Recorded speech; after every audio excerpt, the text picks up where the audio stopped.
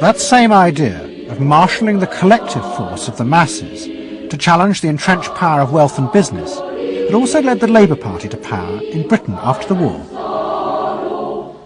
But in the 80s, Labour, like the Democrats in America, lost election after election as millions who had once voted for them switched their allegiance to the Conservatives.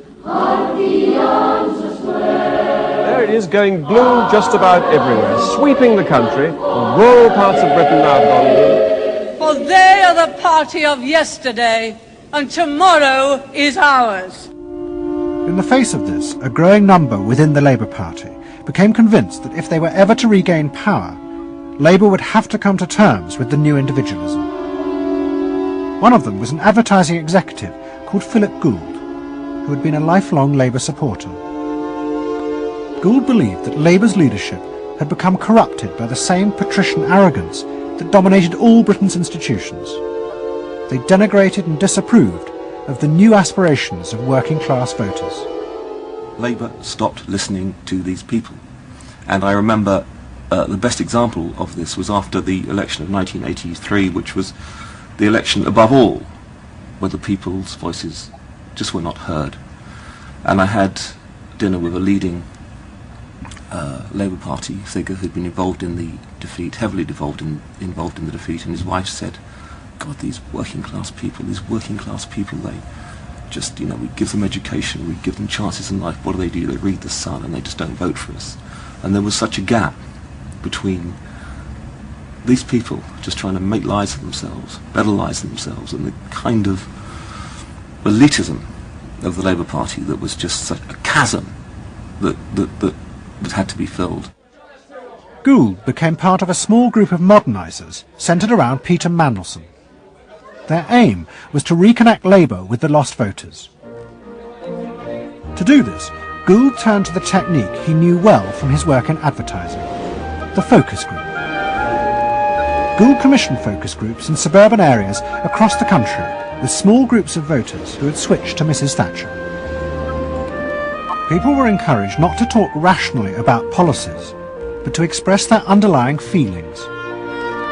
And what Gould discovered was a fundamental shift in people's relationship to politics. They no longer saw themselves as part of any group, but as individuals who could demand things from politicians in return for paying taxes, just as business had taught them to do as consumers. And I found that people had become consumers. People now wanted to have, politics and life on their own terms. I mean, not just in politics, but in all aspects of life too. People see themselves as they are, as autonomous, powerful individuals who are entitled to be respected, who are entitled to have the best, not just in, going to Tesco's or wherever, but the best in terms of health and in education too. All this was about getting the Labour Party to understand that people really, really, really had changed, and the Labour Party had not, and unless the Labour Party changed, it would not win. Philip Gould now set out to try and persuade the Labour Party that they would have to make concessions to what he called the new aspirational classes. But he was going to face implacable opposition. In the run-up to the 1992 election, Gould argued that the only way to win was for Labour to promise not to put up taxes. But the Shadow Chancellor, John Smith, angrily refused. Labour would stick to its fundamental policies. They would fight the election with the promise of tax increases to create a fairer society. And as the campaign began, it seemed as if Philip Gould was wrong.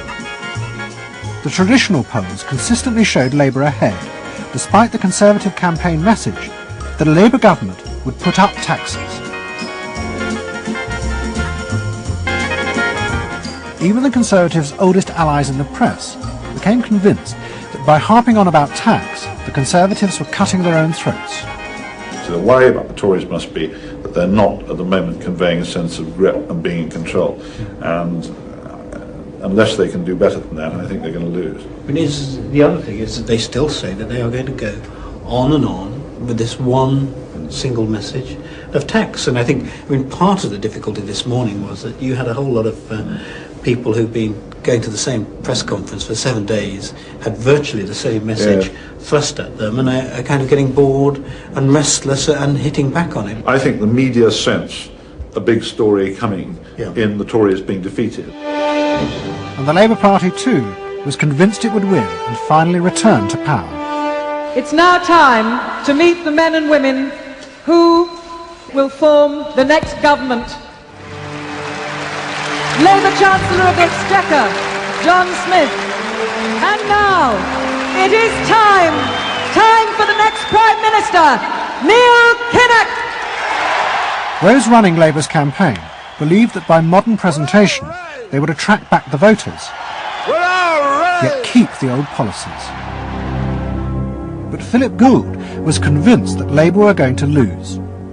Through his focus groups, he knew that the very people who were telling the traditional pollsters they would vote Labour were in reality preparing to vote Conservative out of self-interest. But they were too embarrassed to admit it.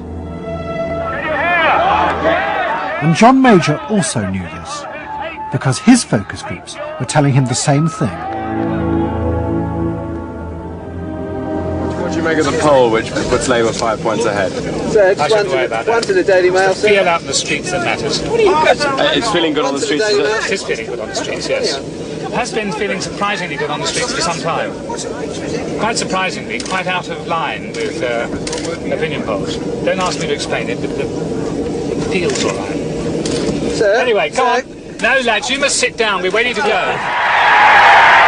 John Major's victory in 1992 was a disaster for the Labour Party. The small group of reformers centred around Peter Mandelson and Philip Gould were convinced that the only way for the party to survive was to change its basic policies. But their ideas were rejected by John Smith, who had now become leader. Philip Gould left Britain to go to work for the campaign to elect Bill Clinton president in America. The 1992 election, during it and afterwards, people felt under great strain and really did feel demoralised and dejected. And then to go from this to the Clinton campaign, it was an extraordinary experience, because here suddenly I found articulated many of the ideas that I'd had but not fully myself been able to encapsulate or to articulate. If you want a president who will restore the middle class, reclaim the future for the middle class, and restore the American dream, vote for Bill Clinton in New Hampshire and send a signal to the country that we are coming together. What Gould discovered was that, like the Labour Party, the Democrats had also been doing focus groups with swing voters. The difference was that Bill Clinton had decided to tailor his policies to fit with these voters' desires. Above all, with their ferocious belief that they should only pay tax for things that benefited them, not for the welfare of others. I have no idea what percentage of my tax dollars go to welfare, but even if it's a minuscule percentage, even if it's a quarter of a percent, it's still too much for the people that are receiving these benefits that are basically non-productive. The Clinton team decided that to win they had to promise tax cuts for these suburban voters. And they also used the focus groups throughout the campaign to check every appearance, speech and policy with them for their approval.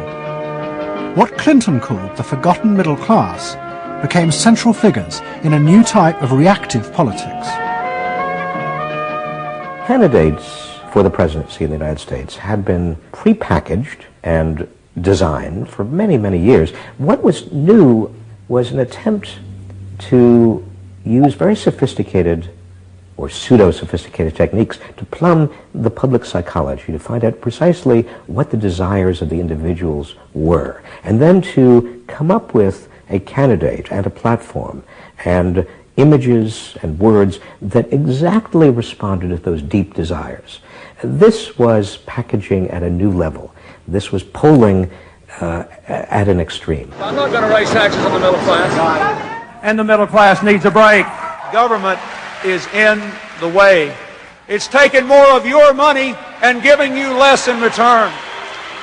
In the name of the hard-working Americans who make up our forgotten middle class, I proudly accept your nomination for President of the United States. Stay focused. Talk about things that matter to people. It's the economy, stupid. Okay?